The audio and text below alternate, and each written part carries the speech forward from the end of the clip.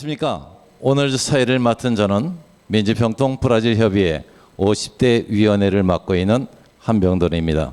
늦었지만 참석하신 여러분들 새해 복 많이 받으십시오. 특히 건강에 유의하시기 바랍니다. 지금부터 2021년 신년 특별 온라인 강연회를 시작하겠습니다. 그에서는 브라질 협의회 회장이신 김미호준 민주평통 회장님께서 해주시겠습니다. 민주평화통일자문회의 브라질협의회 회장 김여준 인사드립니다. 2020년 한 해는 체험해보지 못한 코로나로 인해 사회적 거리두기, 사업장 폐쇄에도 불구하고 가족 건강 유지만으로 감사해야 했습니다. 희망과 기대의 신축년 첫 사업으로 존경하는 김성곤 이사장님을 모시고 포스트 코로나 시대의 재외 동포들의 역할이란 꼭 필요한 주제의 신년 특강을 갖게 돼 영광이며 기꺼이 승낙해 주심에 이 자리를 빌어 감사를 드립니다. 같이 해주신 김학규 총영사님, 중남미 한인회 회장단님들을 대표하여 김요진 총회장님께, 최강철 미주운영위원님을 대표하여 모든 민주평통 회장님들께, 조성주 간사님의 이름으로 미주국 지역 간사님들과 자문위원님들께 감사와 환영을 드립니다. 저희 민주평통 브라질 협의회에서는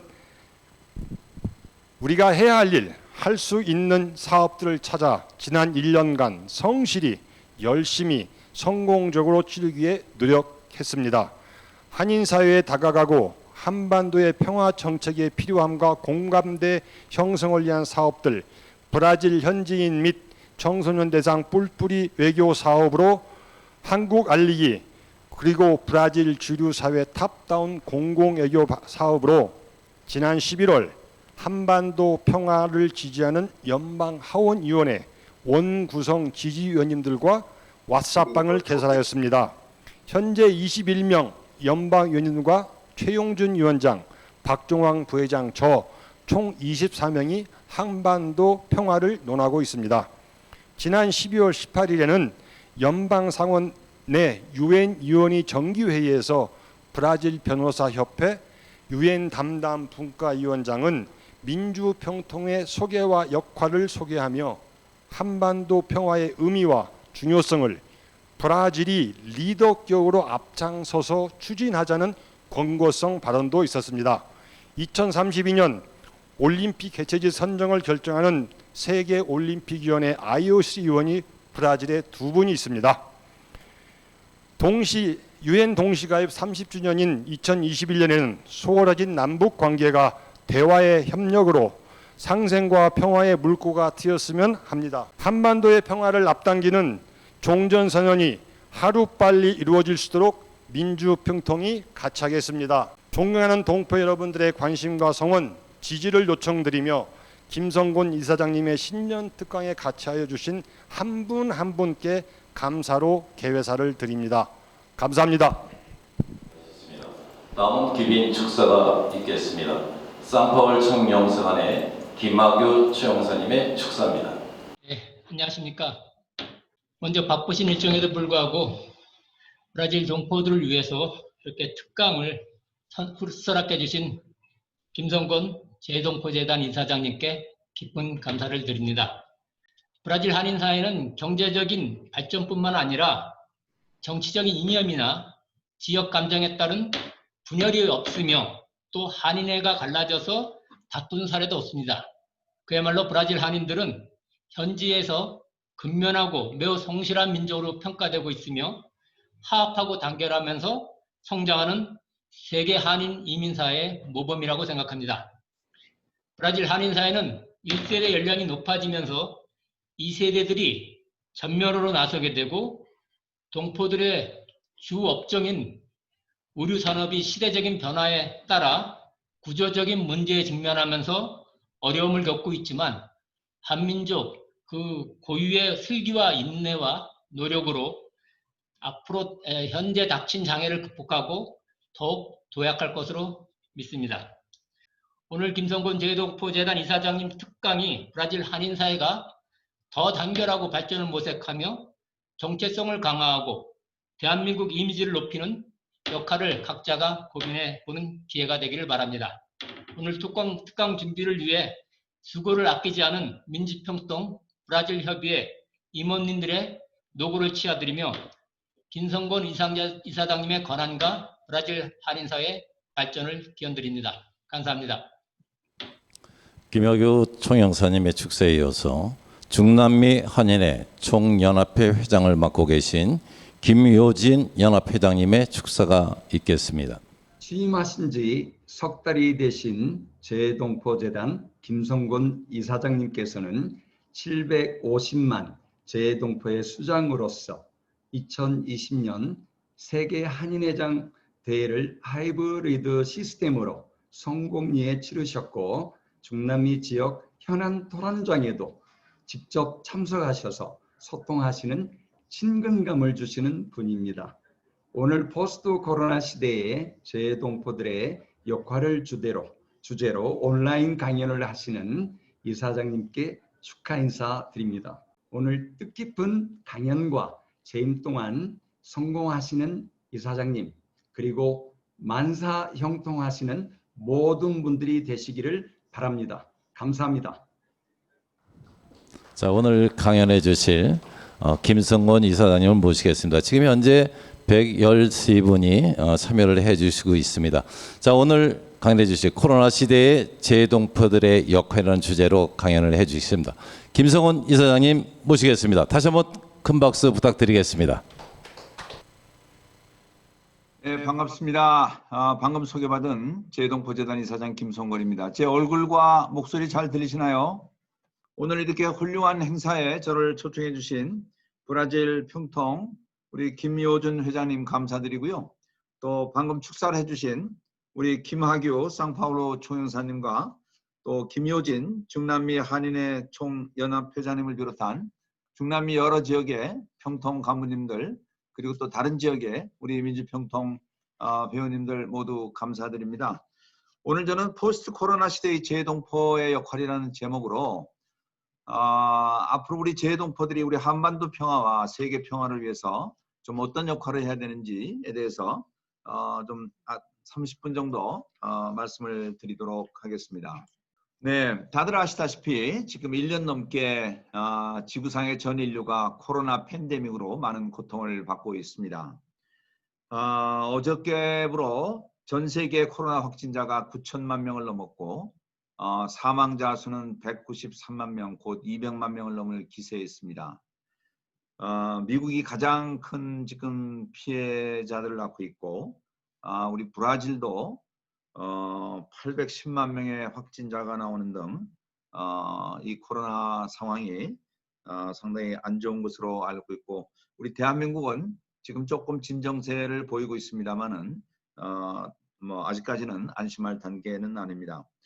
이 코로나 팬데믹이 그럼 어떻게 생긴 것이냐? 과학자들에 의하면은 이 기후변화로 인해서 지구 온도가 올라가고 이것이 생태계에 영향을 미치면서 전에 없던 악성 바이러스가 창궐 한다는 것입니다. 따라서 이 기후변화 문제가 해결되지 못하면은 아무리 좋은 백신이 나온다고 해도 앞으로 또한 다른 그 변종 바이러스가 계속 나올 수 있기 때문에 이 기후변화 문제를 해결하는 것이 코로나 사태의 근본적 치유 방법이 되겠습니다.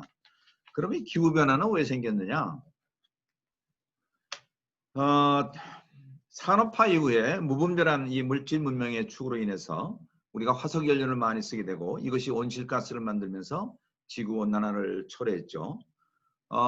이 옆에 오른쪽의 사진은 스웨덴의 그레타 툰베리라는 16세 되는 소녀인데 작년에 미국 트럼프가 이 기후변화 협약에서 탈퇴하면서 이 맹비난하는 그런 그 사진입니다.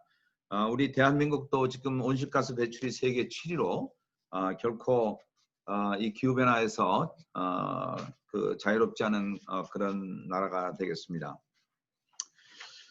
따라서 이 코로나 사태를 근본적으로 해결하려면은 우리 인류가 이 물질 문명의 폐해를 자각을 하고 이 지구온난화 문제를 시급히 해결을 해야 됩니다.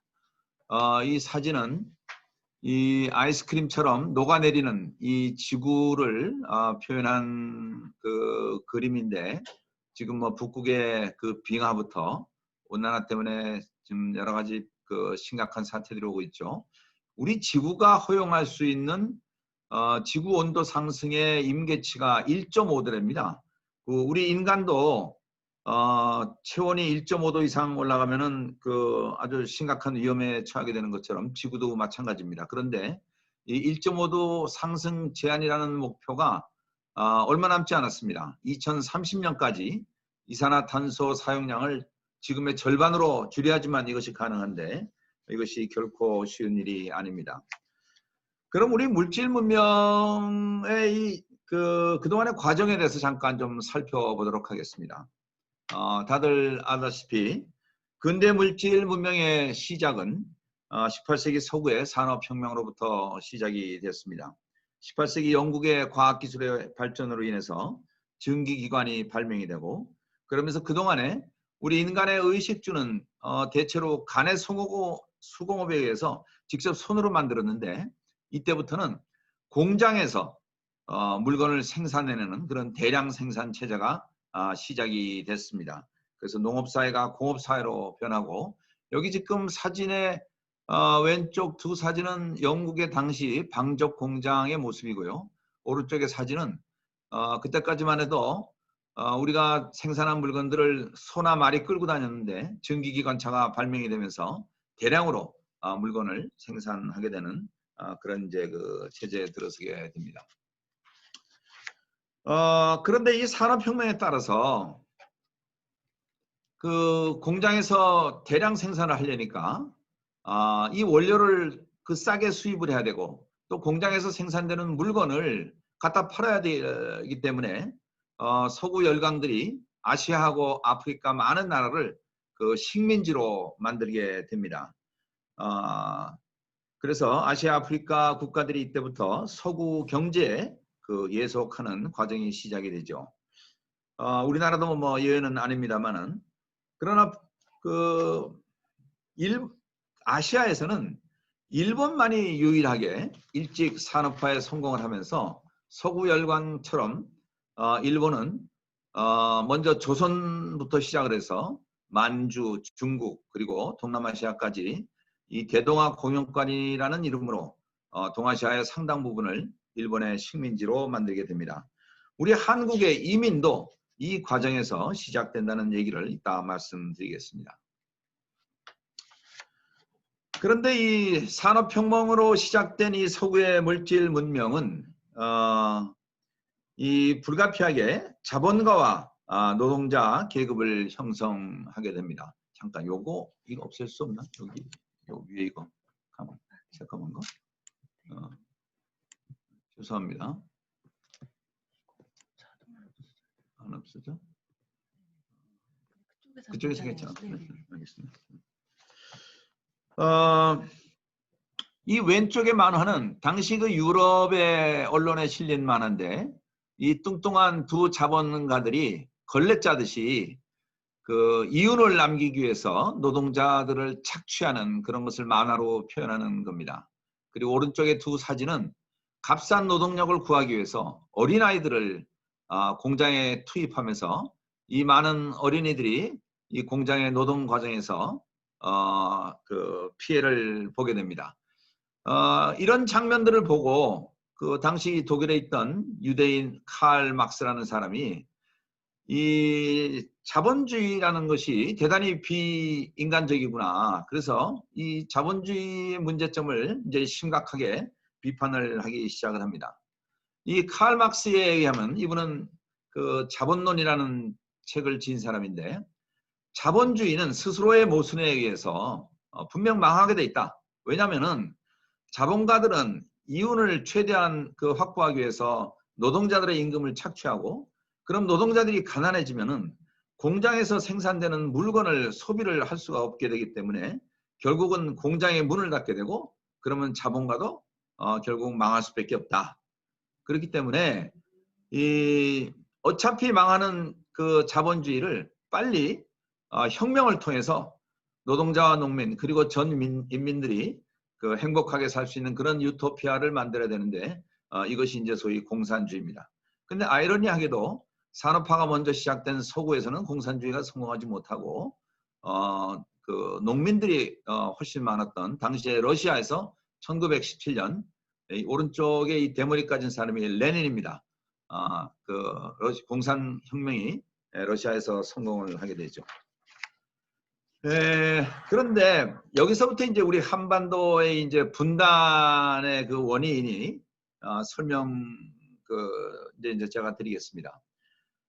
당시 그 러시아가 공산화되면 그 시점에 우리 한민족은 일본의 식민지 하에 있었습니다. 그래서 식민지 하에서 우리 지도자들이 중국에서 혹은 미국에서 이 독립운동을 시작을 했는데 독립운동도 공산주의의 영향으로 좌파하고 우파가 갈리기 시작을 했습니다. 우리 상해 임시정부를 중심으로 해서 김구 선생님, 이승만 선생, 또 안창호 선생 이런 분들은 소위 우파 독립운동이라고 할 수가 있겠습니다. 민족주의 계열이고 특히 중국의 장개석과 손을 잡으면서 미국의 지원을 받게 되죠. 반면에 이 소련의 스탈린 그리고 중국의 모택동 이런 그 공산주의 세력의 지원을 받아갖고 북한 정권을 세운 김일성이는 이 좌파 독립운동을 하게 됩니다.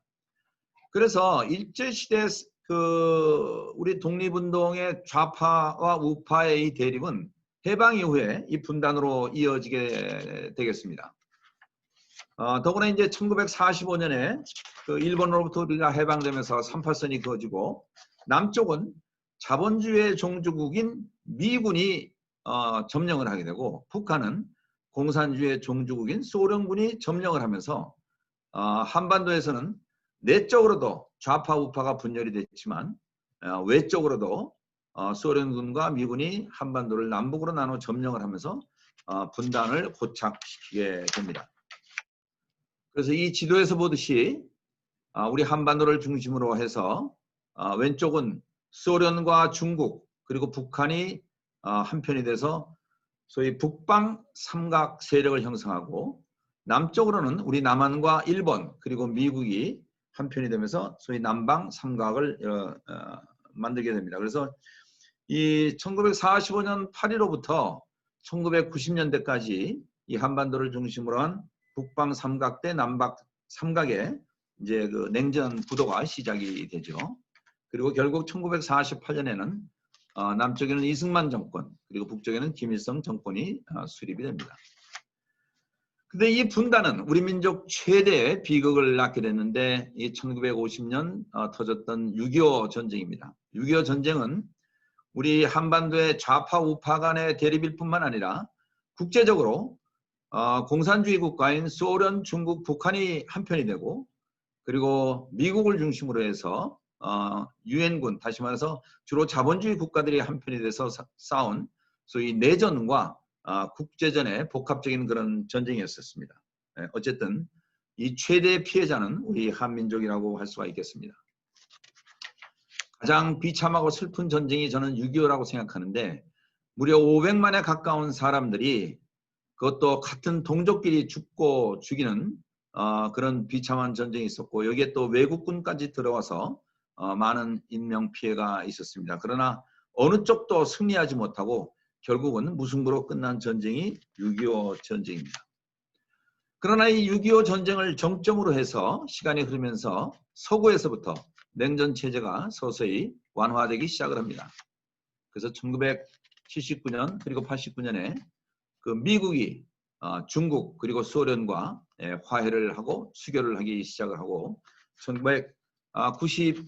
1990년에는 우리처럼 동서독으로 갈렸던 독일이 통일을 하게 됩니다. 이 서구에서 시작된 소위 대땅뜨 냉전 화해의 물결은 동아시아에도 영향을 미쳐서 우리 한반도에서도 소위 냉전 구도가 서서히 깨지기 시작을 하는데 그 결정적인 계기는 1988년 서울 올림픽이었습니다. 이 서울 올림픽에는 우리의 그 적성 국가였던 소련과 중국도 선수들을 보내게 되죠. 그러면서 1990년에는 우리의 적성 국가였던 소련과도 수교를 하게 되고 이어서 2년 후에는 당시 우리는 중공이라고 불렀습니다만은 중국과 외교 관계를 수립하면서 대만과는 또 외교 관계를 끊게 되는 이런 역사가 있었습니다.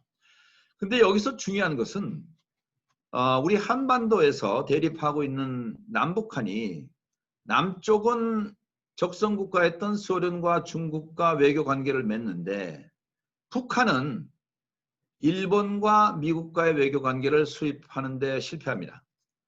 당시 국제사회에서는 이것을 교차 승인이라고 해서 우리 남쪽이 소련, 중국과 외교를 맺으면은 북한도 일본, 미국과 수교를 해야지 한반도의 힘의 균형을 이뤄서 평화가 유지될 텐데 우리 남북한이 유엔에는 동시 가입이 됐습니다만은 이런 교차 승인에는 결국 실패함으로 해서 이것이 북한으로 하여금 핵 무장을 하는 계기를 만들게 됩니다. 다시 말해서 북한은 자기네 편이었던 그 소련이 붕괴되고 그리고 군사동맹마저도 북한과 소련이 끊어지면서 오히려 소련은 남쪽과 수교를 하게 되고 그리고 중국도 남쪽과 수교를 하게 되면서 북한만 국제적으로 외톨이가 되는 거죠. 그러면서 북한은 국제적으로 고립하게 되고 안보의 불안을 느끼면서 우리 북조선, 북한을 지킬 수 있는 것은 핵무기뿐이다 해서 그때부터 북한은 본격적으로 핵무기를 개발하게 됩니다. 그래서 지난 거의 30년 가까운 세월 동안 국제사회가 북한의 핵개발 문제를 해결하려고 했습니다만은 특히 미국과 북한 사이의 불신이 해소되지 않아서 지금까지도 북한 핵 문제는 해결을 보지 못하고 있습니다.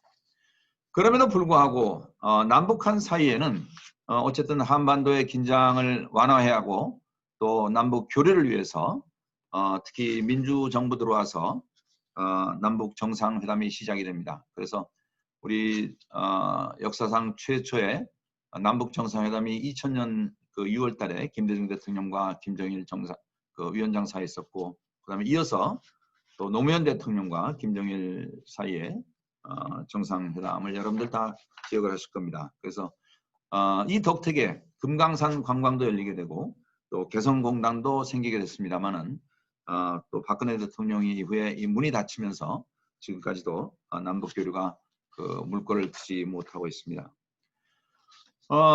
문재인 대통령 지금 우리 평통 의장이시죠. 문재인 대통령 들어와서 2018년에만 무려 3번에 걸쳐서 연속적으로 정상회담을 하면서 남북 간의 관계가 완전히 정상화되는 그런 분위기가 있었습니다. 그리고 서로 핵폭탄을 서로 공격하겠다고 극한 대립을 했던 북한과 미국도 2018년에 싱가포르에서 역사상 처음으로 북미 정상이 회담을 하면서 이제 한반도 평화는 진짜 가시권에 들어왔구나 하는 그런 기대들을 많이 낳게 했습니다. 그러나 그 다음에 열린 이 베트남 하노이에서 열린 북미 회담이 사실상 결렬되면서 지금까지 북미 간의 그리고 남북 간의 이 교류와 협력이 전혀 이루어지지 못하고 있는 그런 상황이 있습니다. 자, 그럼 우리 한반도 미래에는 과연 앞으로 어떻게 되겠습니까? 여긴 대부분 평통 회원들이신데 몇 가지 생각할 수 있는 시나리오가 있습니다. 첫 번째, 남북이 교류를 시작하고 평화협정을 맺고 북미 수교를 해서 한반도의 긴장이 완화되는 것. 그리고 두 번째, 국제사회와 남북 합의에서 결국 평화 통일이 되는 것. 아마 이것이 가장 바람직하고 우리 평통의 방향이기도 합니다. 그리고 세 번째, 이 북핵 문제가 풀리지 않고 분단과 대립이 장기화되면서 한반도가 거의 영구적으로 두 나라로 가는 거죠. 그 다음에 네 번째, 북한이 붕괴된 다음에 중국에 흡수되는 것. 이건 상당히 가능한 시나리오입니다. 북한이 붕괴돼도 북한 지도자들은 아마 남한보다는 중국을 더 선호할 수 있습니다. 그리고 다섯 번째, 북한이 붕괴 후 우리 남한에 흡수 통일되는 것. 우리 지금 한국의 많은 보수 쪽에 계신 분들은 이 모델을 원하고 있습니다만은 이것도 그렇게 쉬운 일은 아닙니다. 여섯 번째, 이 시나리오는 가능성이 많지는 않습니다만은 이것도 저는 일어날 수는 있다고 생각합니다. 남한이 붕괴해서 북한의 흡수 통일되는 것. 그리고 가장 마지막으로 핵전쟁으로 남북 공멸되는, 이건 최악의 시나리오입니다. 미국이 북한을 공격하고 북한이 핵으로 맞서면서 우리 한반도에 핵무기들이 막 떨어지면은 우리 남북 전체가 공멸하게 되겠죠. 어쨌든 이런 여러 가지 시나리오를 우리가 생각할 수 있는데 뭐 가장 이상적인 것은 두 번째라고 생각할 수가 있겠습니다. 그래서 제가 이건 제 동포들한테 말씀드리고 싶은데, 우리 한반도 통일은 우리 한반도 내에 있는 우리 한민족 상호 간의 그 협력과 합의도 필요합니다만 이 미국과 중국 등 국제사회의 동의가 절대 필요합니다. 그래서 지금 해외에는 마침 미국, 중국, 뭐 일본, 러시아 등 여러 나라의 우리 재동포들이 많이 살고 있는데, 요즘은 정부만 외교를 하는 것이 아니고 민간들도 외교를 하고, 이것이 공공외교의 큰 분야이기 때문에 해외에 사시는 우리 민주평통에 계시는 분들이 각 나라 거주국에서 우리 한반도 평화 통일을 위한 여론 조성을 하시는 등 여러 가지 좀 역할을 저희는 기대를 하고 있습니다.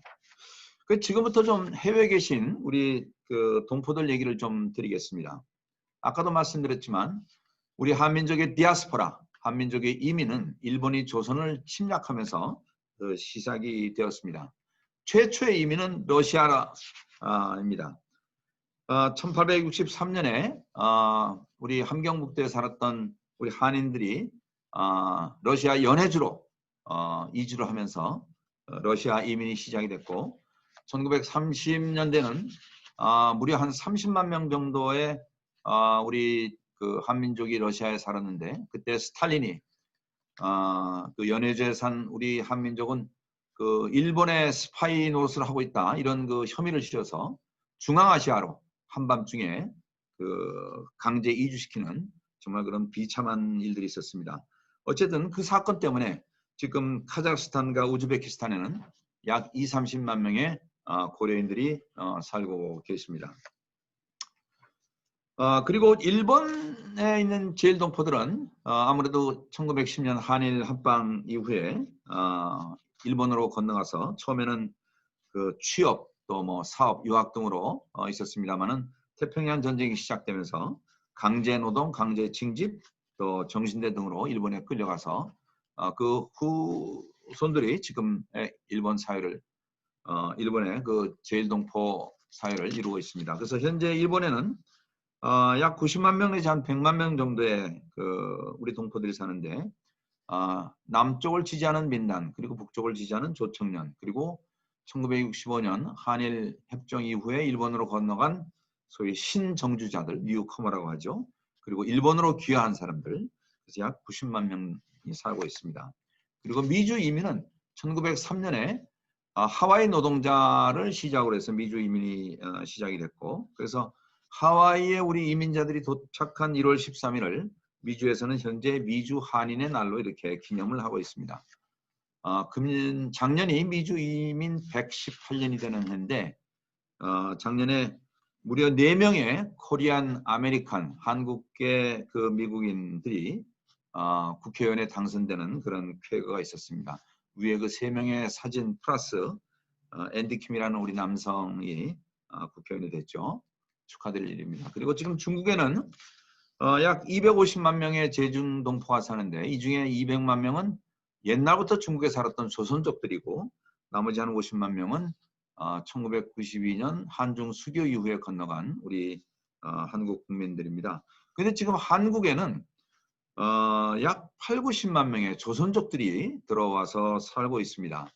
그래서 지금 이 국내에 살고 있는 이 조선족 동포들에 대한 이슈가 지금 재동포의 큰 이슈로 등장을 하고 있습니다.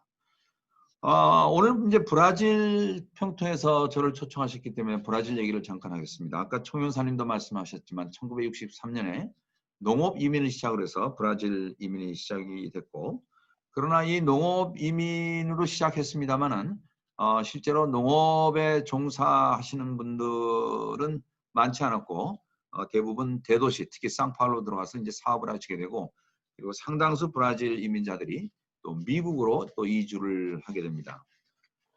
그래서 지금 봉헤치로라는 지역에는 우리 그 브라질의 그 코리안 타운이 형성이 돼 있고 브라질 이민자들의 80%가 이 지역에 몰려서 살고 있고 그중에 한 60%가 의류 제조업을 하고 있다고 들었습니다.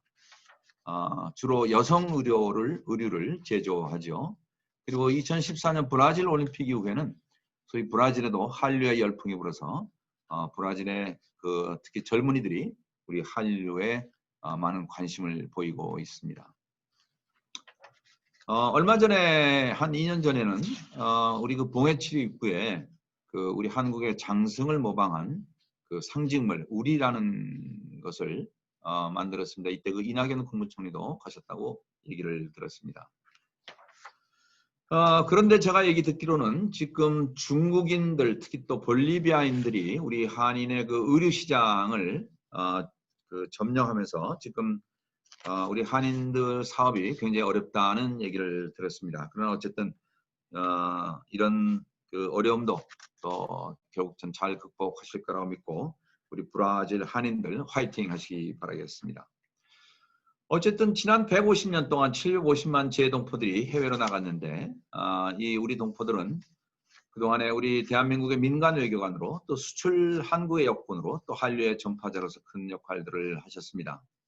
그러나 여기에 만족해서는 안 되고 저는 앞으로 우리 해외에 계신 동포들이 다음에 3가지 역할을 해주시기를 기대하고 있습니다. 첫째, 남북으로 갈라진 조국을 하나로 합하고 두 번째, 종교와 정치로 갈라진 우리 인류 사회를 하나로 앞서는데 우리가 선도적 역할을 하고 그리고 세 번째는 아까 코로나 문제도 얘기했습니다만 생태계 파괴로 멸망의 위기에 처한 우리 지구를 구하는데도 우리 한민족이 역할을 해주시기를 기대하겠습니다. 그래서 결국 홍익인간 정신으로 새 문명을 창조하자는 것이 제가 재동포들한테 말씀드리고 싶은 것입니다. 이 문명 얘기를 제가 오늘 좀 자주 하고 있는데요. 영국의 유명한 아놀드 토인비라는 역사는 문명사를 연구하신 분입니다. 보통 국가 단위의 역사를 많이 서술하는데 이분은 국가보다 훨씬 큰 단위의 그 문명사를 연구하셨죠. 근데 이분에 의하면은 이 과학 문명의 발달, 특히 산업혁명이 이제 발전하면서 이 지구촌은 이제 완전히 그 일일 생활권에 들어섰습니다. 뭐 비행기 타면은 뭐 하루면은 지구 반대쪽으로 갈 수가 있고 휴대폰으로는 뭐 몇 초 만에 지구 반대편에 있는 사람들과도 통화를 할 수가 있습니다. 그런데 이 물질 문명이 우리를 편리하게 만든 측면도 있습니다만은 아까도 얘기했듯이 그 화석 연료 사용 그리고 그 기후 온난화로 인해서 이런 팬데믹과 같은 이런 여러 가지 지금 부작용을 낳는 것이 물질 문명의 현 주소입니다. 따라서 이대로 가다가는 우리 인류가 멸망하기 때문에 우리 인류에게는 이 물질 문명을 극복할 새로운 정신 문명이 필요하다는 것이 많은 석학들이 공감하고 있는 점입니다. 이 아까 말씀드린 아놀드 토인비 박사에 의하면 새로운 문명은 서로 다른 2가지 문명이 교류하고 충돌되는 지점에서 탄생한다는 것입니다. 그러면서 이 토인비 박사는 동북아시아에 많은 기대를 했습니다. 왜냐하면 19세기부터 20세기까지 그 지구에서 가장 문명 간의 충돌이 심하게 일어났던 곳이 동북아시아이기 때문입니다. 아시다시피 1840년에 중국의 아편전쟁을 비롯해서 청일전쟁, 러일전쟁, 중일전쟁, 태평양전쟁 그리고 1950년에 우리 6.25 전쟁까지 그야말로 한반도를 중심으로 한 동북아시아에서는 이 19, 20세기 사이에 엄청난 문명 간의 충돌이 있었는데 그중에 가장 큰 피해자는 저는 한반도였습니다. 다시 말해서 공산주의와 자본주의라는 이 서구 문명의 부산물들이 우리 한반도에서 충돌을 했고 그것 때문에 우리 한반도가 분단이 되고 또 해외로 많은 이주민들이 나가게 됐는데 저는 우리가 평화를 잃어버리고 고통을 겪었기 때문에 누구보다 평화의 소중함을 아는 우리 한민족이 앞으로 우리 인류 사회의 평화를 위해서 선도적인 역할을 해야 되겠다. 그리고 이 역할을 하는데 재동포들이 앞장서야 되겠다. 그래서 우리의 아픈 역사를 원망하거나 분노하지 말고 오히려 원망을 감사로 돌리고 원수를 사랑으로 만든다는 그런 관용의 태도로 우리 한민족이 평화의 전도사가 되어야 되는 것이 아닌가. 그래서 우리 한반도에서 새로운 문명을 창조해야 되는데, 첫 번째는 우리가 자본주의와 공산주의의 충돌로 피해를 얻었다면 앞으로는 이 자본주의가 주장하는 자유와 공산주의가 주장하는 평등의 장점을 최대한 조화시켜서 인간이 중심이 되는 새로운 문명을 우리가 창조해야 되겠다.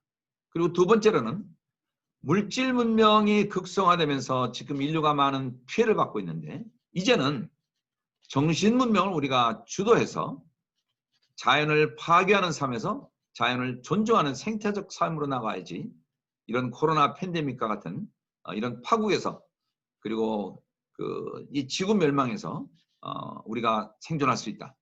그리고 세 번째는 우리가 땅은 작지만 비전은 크게 가져서 우리 한민족이 세계 인류를 한 형제로, 그리고 세계 모든 나라를 한 가족으로 하는 이런 세계 시민주의 운동에 앞장서야 되겠다. 이것이 저는 우리 한민족에게 기대하는 새로운 문명의 선도자로서의 역할입니다.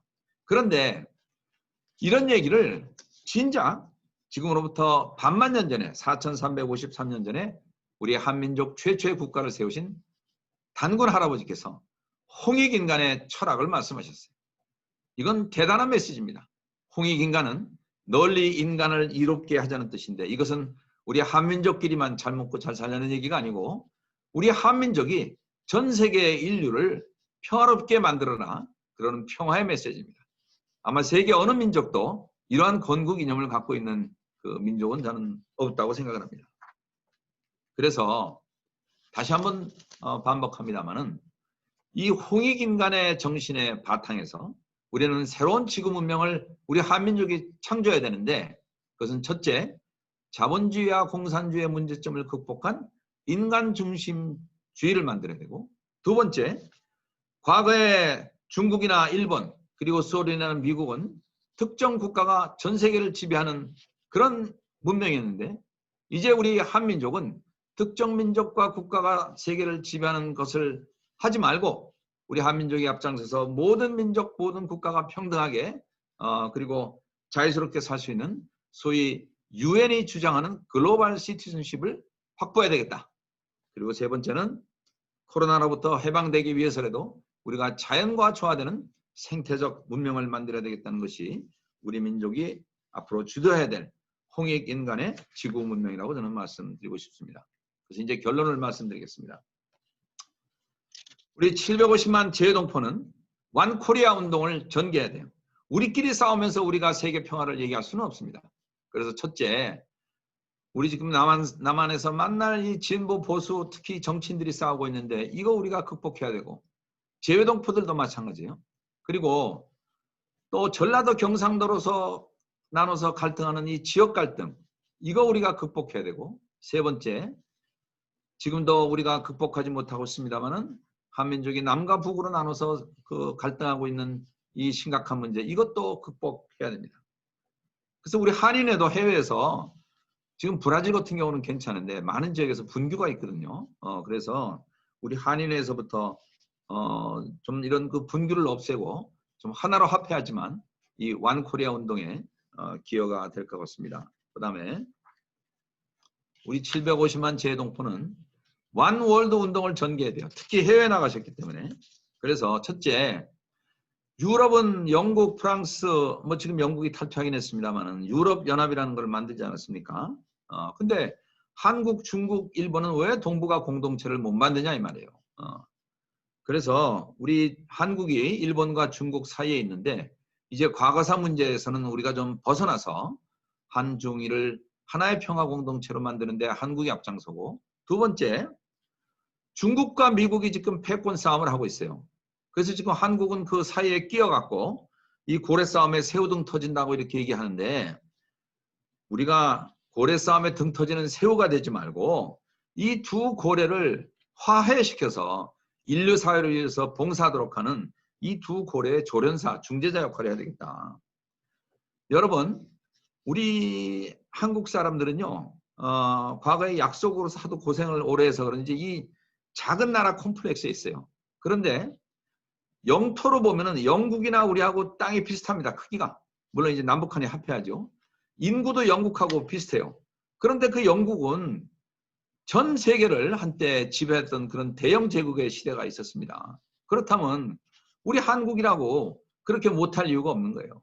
그러나 우리는 다른 나라를 지배하지는 말고 우리가 홍익인간의 정신으로 전 세계를 한 형제로 보듬고 가는 그런 그 평화주의로 우리는 나가야 되겠죠. 그리고 세 번째, 지금도 중동에서는 뭐 하루가 멀다 하고 폭탄이 터지고 있습니다. 이것은 유대교와 기독교 그리고 이슬람권이 그 종교적 갈등이 지금도 그 아직 해결되지 않고 있는 그 뭐 하나의 그 결과물인데 다행히 우리 한민족들은 불교, 기독교 또 뭐 유교 대체로 잘 그 종교끼리 다투지 않고 살고 있어요. 그래서 이런 세계적 종교적 갈등도 우리 한민족이 앞서서 좀 그 해소시켜야 되는 것이 아닌가. 그래서 전 인류를 한 형제로 만드는 일에 대한민국, 이 대한민국이 크다는 뜻 아닙니까? 그러니까 큰 마음으로 이 전 인류를 보듬고 가는 그런 그 인류가 돼야 되겠죠. 우리 한민족이 돼야 되겠다. 그리고 마지막으로 원 플래닛 운동. 지구는 대안이 없어요. 무슨 말이냐면 지구는 하나뿐이기 때문에 이 지구가 멸망하면 우리가 갈 데가 없습니다.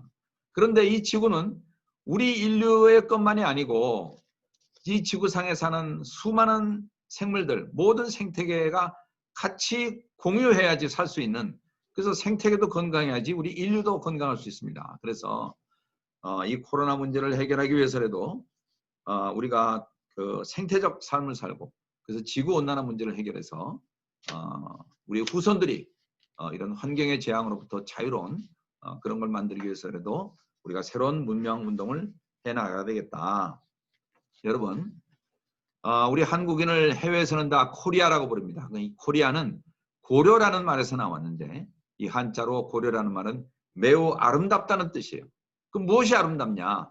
삼천리 금수강산도 아름답고 또 한류에 나오는 여러 배우들도 아름답습니다만은 그것보다 더 아름다운 것은 모든 인류를 사랑하자는 홍익인간의 건국 이념이야말로 저는 가장 아름다운 것이라고 생각합니다.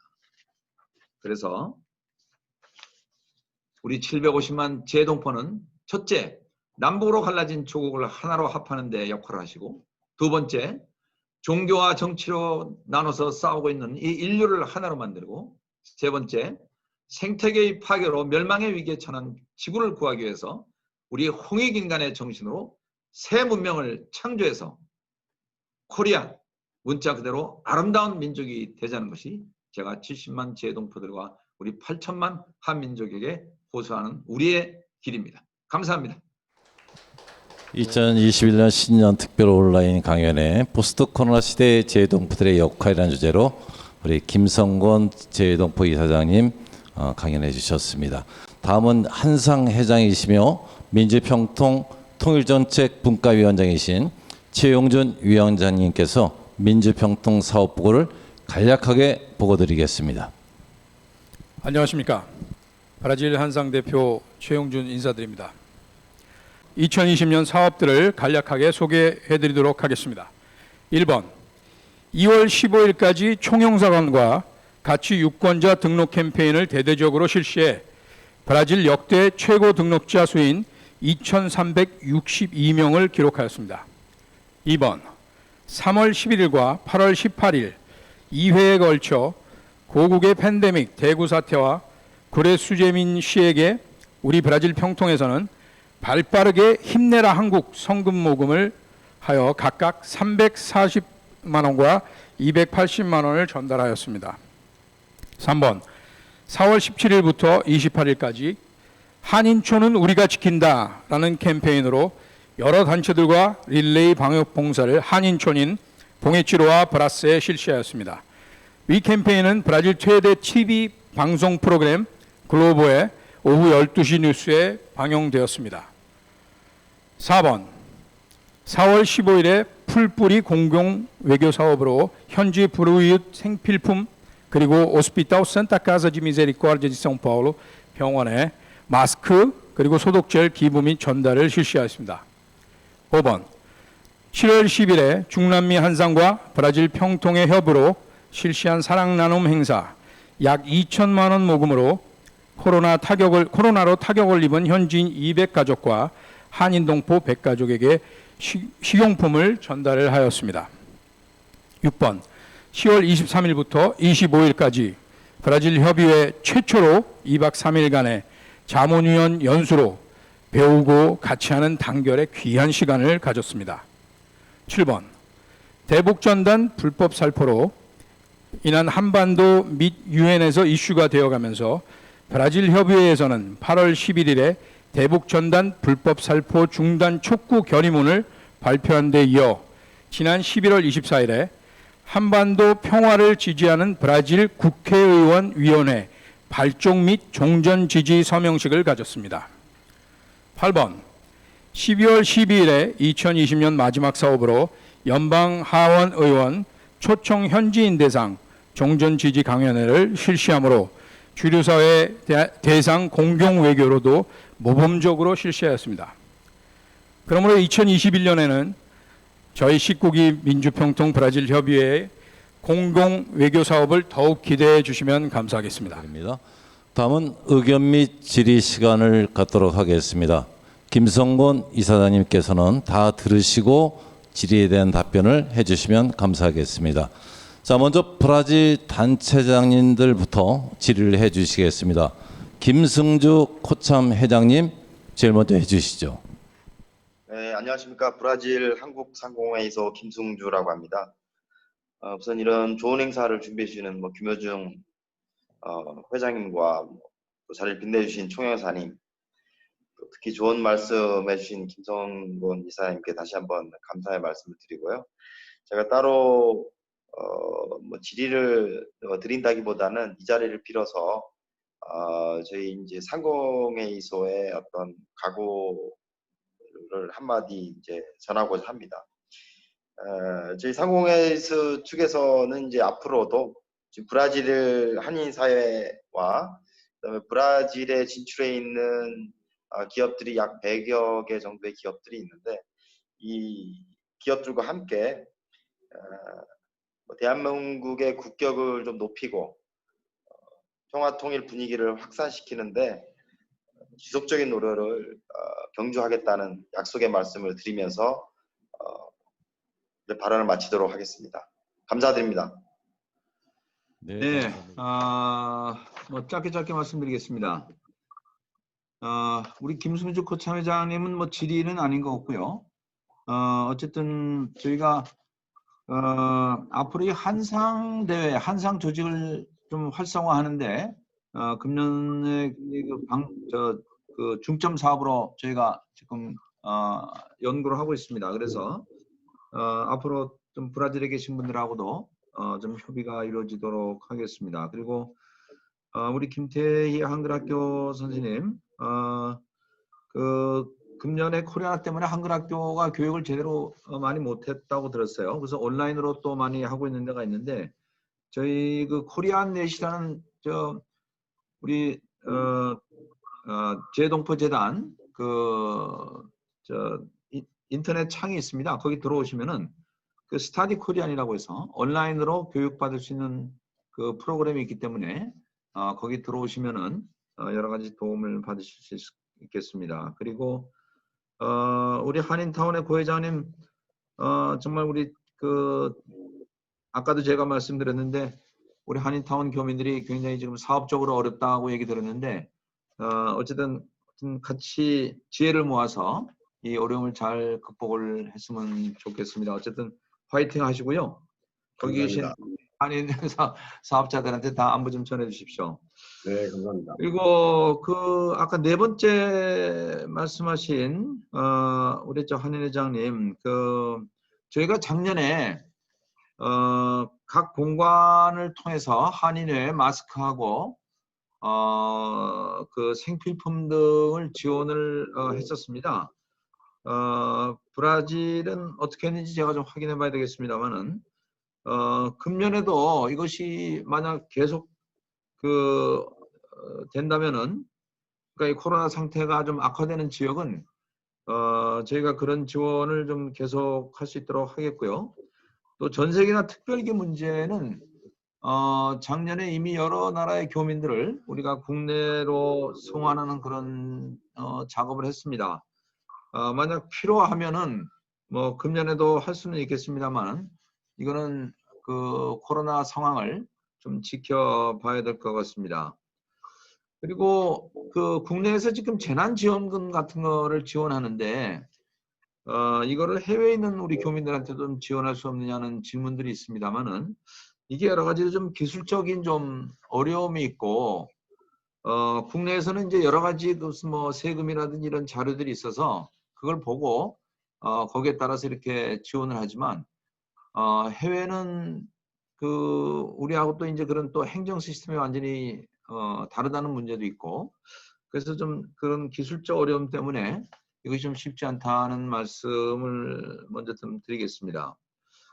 그리고 그 과테말라의 우리 송영 회장님이 말씀하신 의료보험 문제 전에는 3개월 있으면 의료보험 가입이 가능했는데 이것을 6개월로 지금 바꿨어요. 그 이유는 지금 의료보험공단이 상당히 그 큰 적자의 어려움을 겪고 있습니다. 그런데 이제 외국인이나 또 그 재외동포들 중에 단기간 치료를 받고 또 그냥 나가버리고 이런 것 때문에 좀 재정적인 손실이 많이 있다라는 이런 여론들이 있었어요. 그래서 이것을 3개월에서 6개월로 늘렸다는 얘기를 들었고요. 그러나 한국에서 취업을 하거나 유학을 하거나 아니면 사업자 등록을 하시면은 그 개월 수에 관계없이 바로 의료보험에 그 적용 대상이 됩니다. 그래서 사실 한국에 들어오시면은 그냥 뭐 놀러 오신 분들은 이렇게 오래 계시는 분들이 없을 거고 사업을 하시거나 뭐 취업 또 유학생인 경우가 많을 텐데 그런 분들은 6개월에 관계없이 바로 의료보험이 가능하다는 말씀을 드리겠습니다. 그리고 6번째 콜롬비아 그 박원규 회장님 백신 얘기하셨는데 이 코로나 바이러스는 국적을 가리지 않고 옮겨 다니기 때문에 바이러스가 한국 사람인지 뭐 외국 사람인지 구분을 안 하거든요. 마찬가지로 백신도 우리나라에 와 있는 사람이면 누구든지 외국인이든지 뭐 재외동포든지 우리 뭐 대한민국 그 거주자든지 다 무료로 저희가 그 백신을 맞게 하는 걸로 알고 있어요. 그래서 브라질도 아마 많은 나라가 그럴 겁니다. 이 백신은 외국인과 자국민을 아마 구분하지를 않을 겁니다. 그래서 아까 브라질 총리사님도 말씀하셨는데 브라질 정부도 뭐 외국인이 됐든 국내인이 됐든 가리지 않고 다 그 접종을 하는 걸로 계획을 세우고 있다. 이렇게 알고 있기 때문에 그렇게 큰 걱정을 안 하셔도 좋겠습니다. 그리고 김진아 학생이 얘기한 건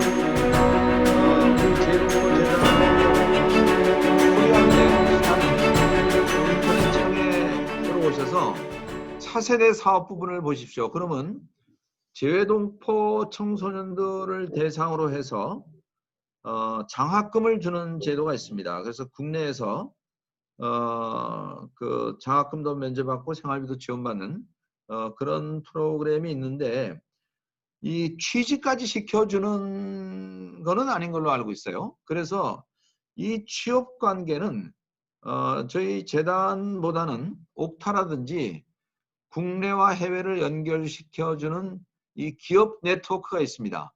거기를 이용하시면은 여러 가지 도움을 받을 수 있을 거라고 이렇게 생각을 하는데 그거는 저희도 좀 더 한번 찾아보도록 하겠습니다. 하여튼 뭐 다행히 지금 최고의 직장인 삼성에 취업을 하셨다 그러니까 축하드리고 앞으로 우리 그 해외 경제인 네트워크에 많은 관심을 가져주시면 좋겠습니다. 이상입니다. 네. 감사합니다. 김성건 이사장님. 포스트 코로나 시대가 빨리 와줬으면 좋겠습니다.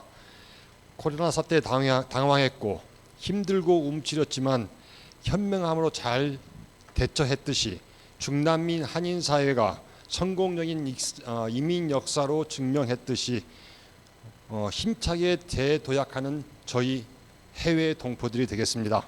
브라질 협의회도 인간의 정신에 준하여 열심히 뛰겠습니다. 브라질 협의회에서는 파트너식으로 2032년 서울 평양 공동올림픽 공공외교 사업을 진행코자 합니다. 평화올림픽으로 홍보하여 두 분의 IOC원님들께 공감대와 지지를 확보하는 사업 계획에 동포재단과 총련사 간의 협력을 요청드리고요. 빠른 시일 내에 한국에서 인사드리기를 바라고 또 브라질 방문도 희망합니다. 새로운 다짐과 함께 밝아온 희망찬 신축년에 동포 여러분들의 가정과 사업장에 건강과 행복, 번영을 기원드리며 최고의 강연 주신 김성곤 재동폰 이사장님과 한인회 회장님들, 각 지역 협의회 회장님들, 밤늦게 같이 해주신 자문위원님들과 해외 동포 여러분들께 감사드리며 회드립니다. 감사합니다. 안녕히 주무십시오. 이것으로 2021년 신년 특별 온라인 강연회를 모두 마치겠습니다. 감사합니다.